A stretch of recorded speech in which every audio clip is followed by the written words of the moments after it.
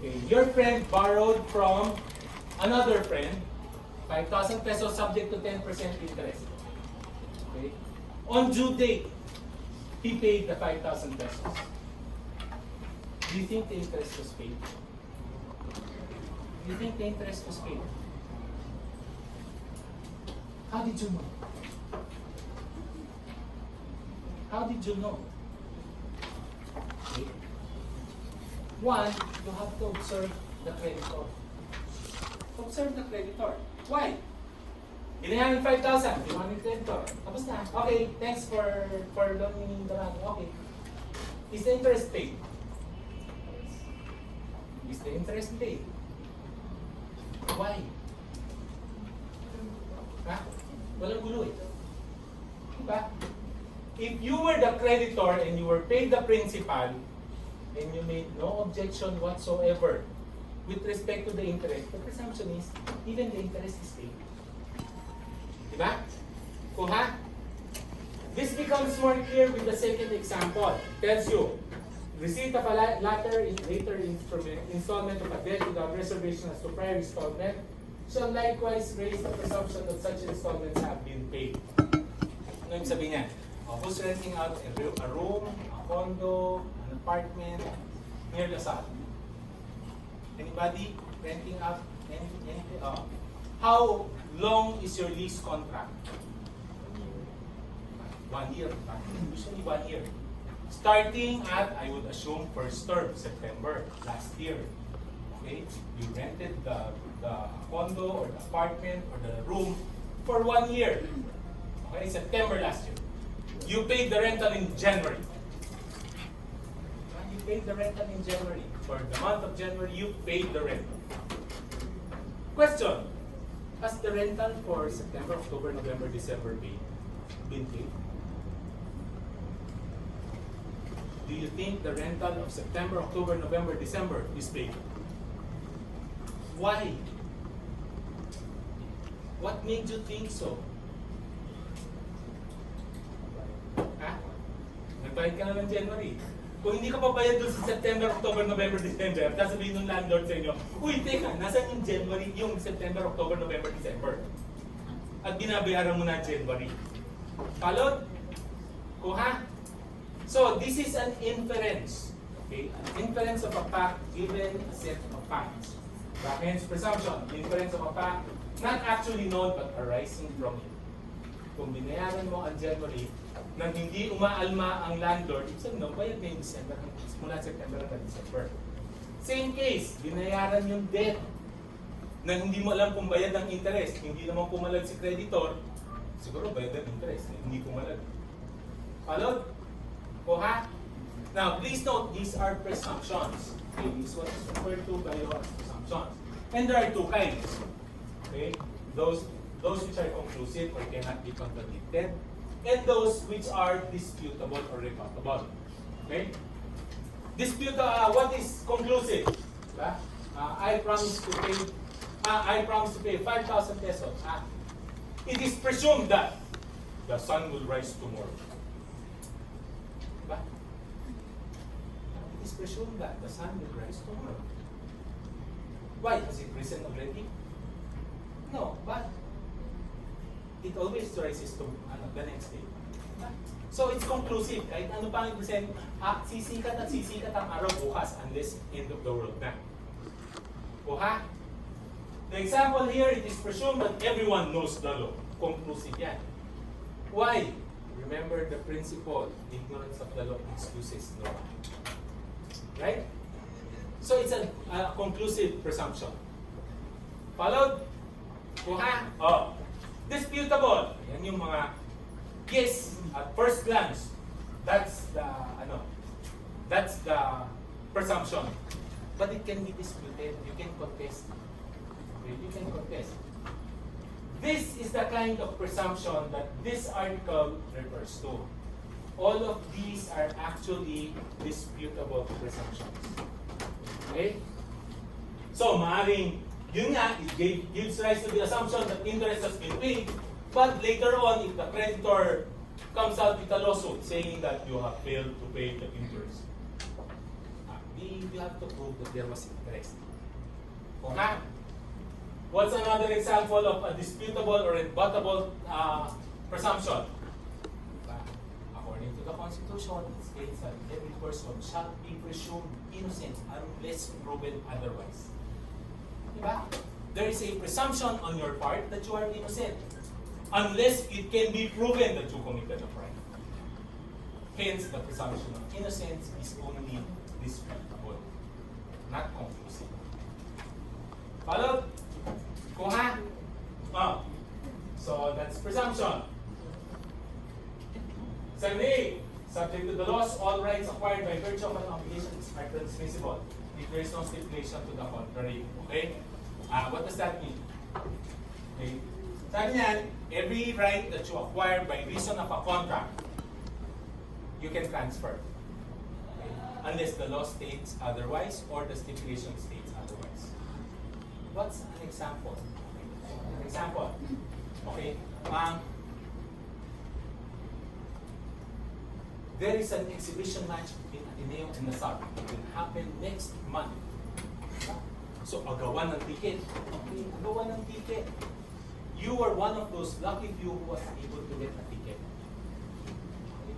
Now have a ticket to watch the game. Tuwa ka. So, lakad ka, papunta sa Blomen, para pagyabang sa mga kaibigan mo, may ticket ako sa game. Diba? When you get to Blomen, nagkakagulo yung mga kaibigan mo, nagtatawanan sila ba? Oh, ano nangyayari dyan? Birthday pala ng best friend natin. Diba?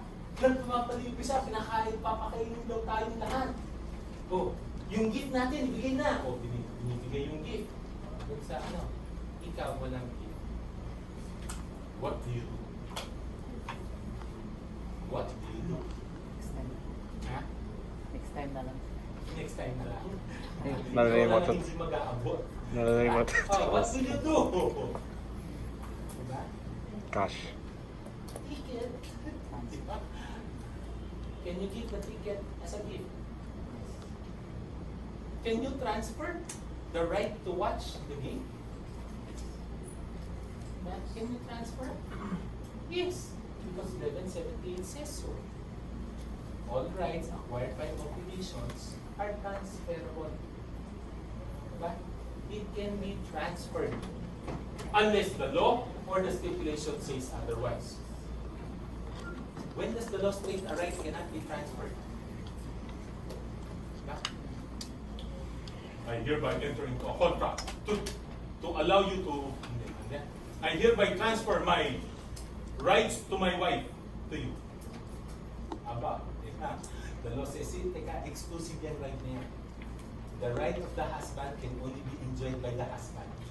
And vice versa. The right of the wife can only be enjoyed by the wife. It's non-transferable. Diba? The right to occupy public office is non-transferable. Diba?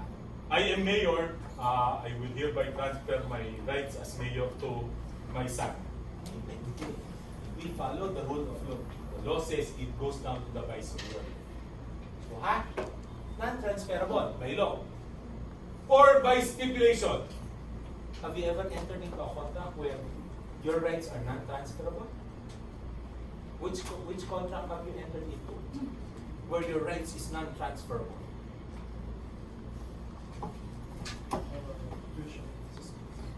No, that's an obligation. Tuition is an obligation. Ha? You're wearing it right now.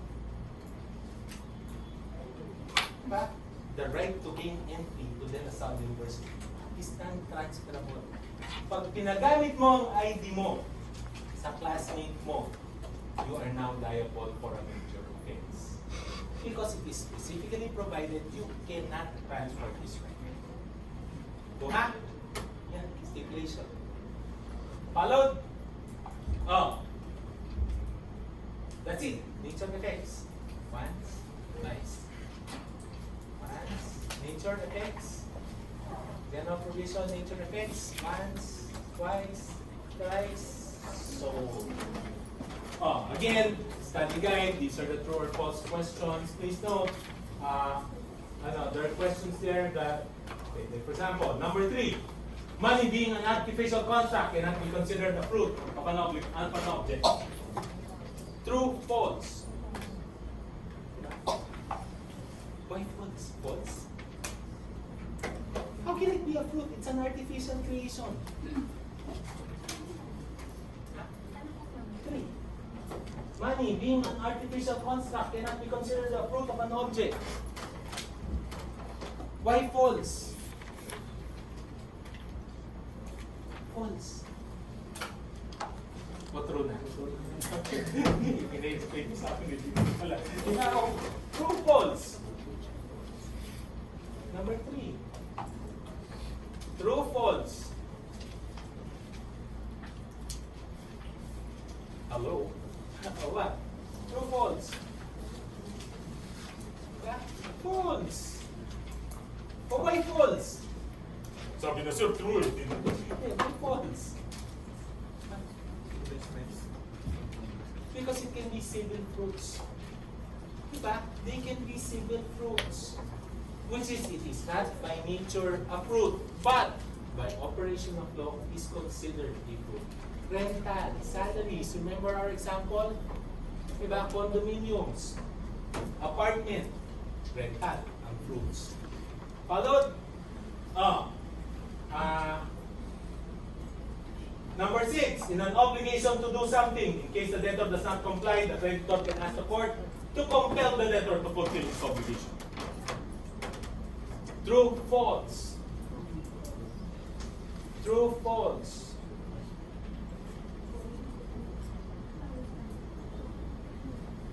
True, false. Why false? Number 6. True, false.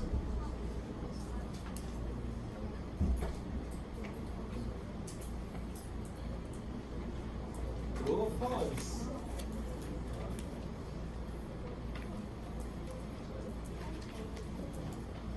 False. Why false? Why false? Why false? Involuntary servitude. That constitutes involuntary servitude, which is against the Constitution. Remember? Oh. Next.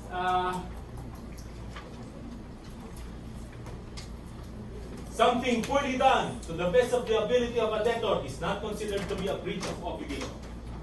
Something poorly done to the best ability of a debtor is not considered to be a breach of obligation.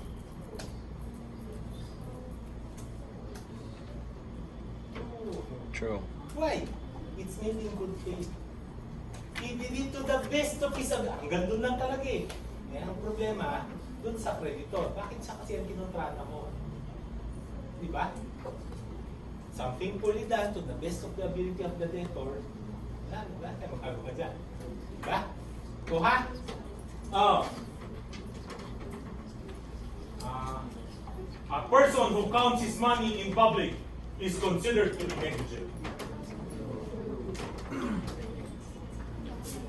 A person who counts his money in public is considered to be negligent.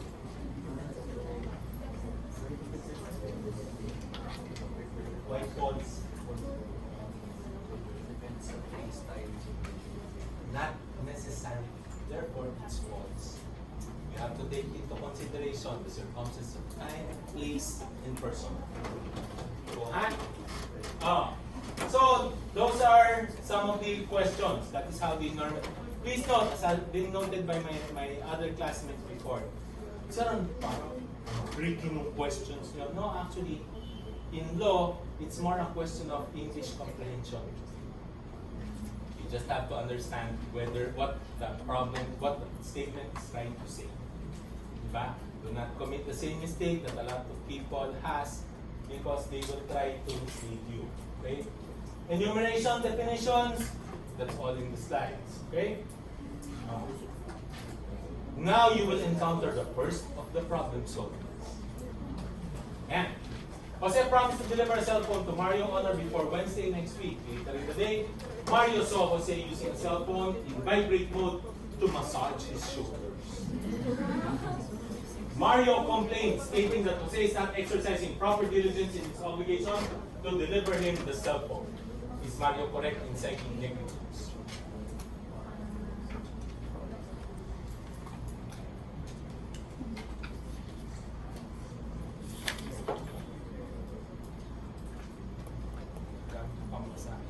Oh. Is Mario correct?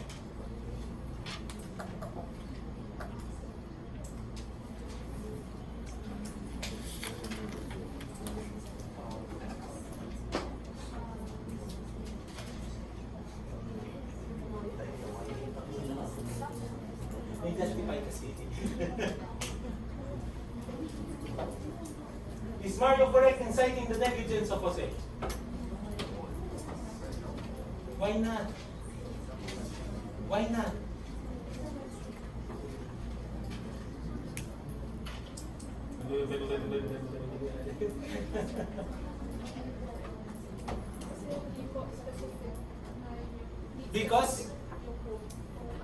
Because the obligation is generic. The obligation is generic. A cellphone. Kasabihin sa kanya ni Jose, ano pa alam mo, bakit ito ba yung bibigay ko sa iyo? Diba? Hindi naman ito yung bibigay sa iyo eh. Nangako lang ako ng A cellphone. Kuha? Followed? Oh. See, so no, Mario is not correct. Why? Because the obligation is generic. Kuha? Please note, this is an essay type problem. But do not be misled. In my class, essay type questions, if you do not answer in less than 3 sentences, chances are you don't know what you're talking about. Okay? I have found it a very good rule of thumb. If your answer is very long, most likely you don't know the answer. Okay? So how do you answer problem solving, essay problem solving in my class? Start out with your answer first. Is Mario correct in citing the negligence? Yes, no. Diba? You do not start the answer with the explanation and then come up with a conclusion. You state outright, what is your answer? Okay? Then give it to me in short, concise, legal reasoning. Diba? So the answer there, is Mario correct? No. Why? Because the obligation is generic. Period. Okay? Period. Don't tell me, don't put in your explanation, in this particular obligation, particularly in obligations to give, there is a need to take care of the thing with the diligence of a good I know that. The question that I'm asking is this a case of negligence? The answer is no. Why? The obligation is generic. Kuha? I call those the miniskirt answers. It must be long enough to cover the essentials, but short enough to be sweet. Okay? So, keep it short. 1, 2 sentences, we're good. It doesn't have to be long. Okay? Second problem. Peter, Paul, best of friends in DLSU, entered into a partnership to do business.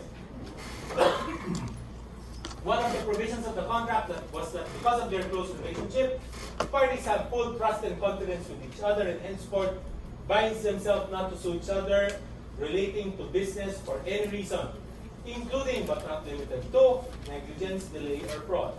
6 months after, Paul stole the day's receipt from the business and prompted Peter to sue Paul for estafa. Paul countered that this is not allowed under the contract. Who's correct?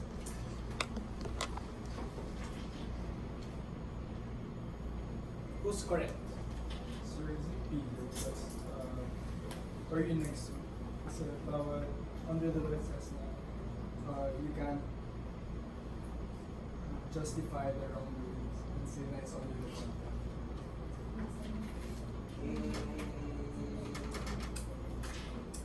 Not quite. Not quite. Because you can waive. Any fault against you can be waived. Diba? Diba? Ika nga, if the guy cheated, the girl says, sige, don't do it again. Can be done. It's allowed. Diba? What is prohibited? You're there. Not quite. What does the law not allow?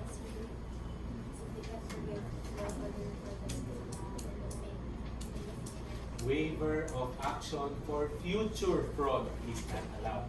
Yun yung operative word doon. It's not that you cannot waive an action against fraud. It's more a question of you cannot waive an action for future fraud. Hindi pa nga ginagawa, pino-forgive mo na. Hindi pwede. Not allowed. Diba? So what's the answer there? The answer is Peter. Why? Because waiver of action for future fraud is void. Kuha? Kuha? That's number 2. Okay?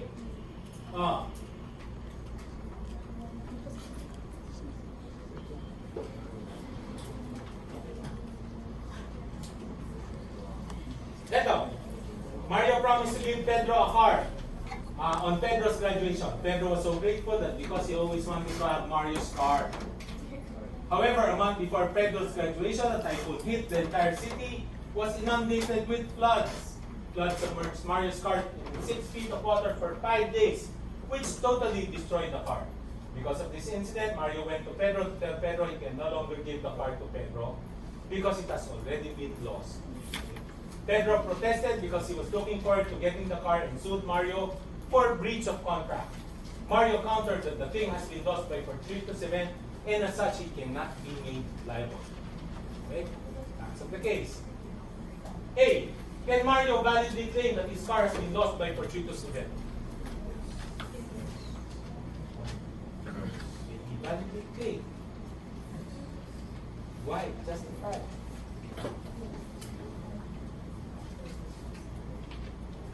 Why?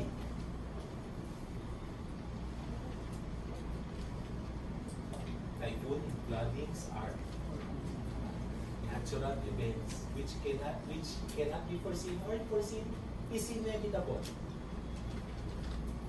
Here look. Okay? So loss of the car is due to fortuitous event. Okay? Can Pedro sue Mario for breach of contract? Can Pedro sue Mario for breach of contract? Yes? No? Why yes?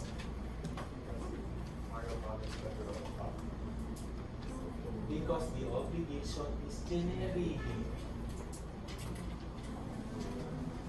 Diba? Yes. Why? It is the obligation is generic. So even if the car of Mario was lost, Mario promised to deliver a car, not his car.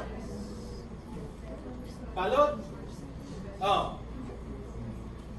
Then, of course, the same answer. Is Mario liable to sue for the obligation? Yes. Obligation is generic. Okay? Please note, these are the way the problems will be crafted. Okay? Examples of the way the problems are crafted. Okay? So, as mentioned, break it down. Don't fall into the trap of being misled into one direction when actually it's there all along. Diba? It's just like, how do you pronounce Y-O-R-K? How do you pronounce Y-O-R-K? York. Oh, say it 5 times. York. Anong tawag sa puti na ito? York. Egg white. York.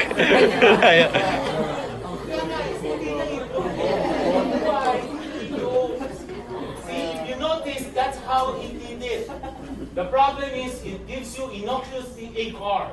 And then, it became so grateful because he wanted to have Mario's car. Mario's car got lost. Mario could not deliver his car anymore. And so is he liable for? It's still a car. Diba? So, na-sidetrack na kayo ng problem. So, be very, very careful about those kinds of problems. Okay? So, at least meron na kayong joke na may UV sa bahay mo ngayon. Diba? Huwag lang kayong magkakamali na, ano tawag sa pula ng itlog? Yo! Question.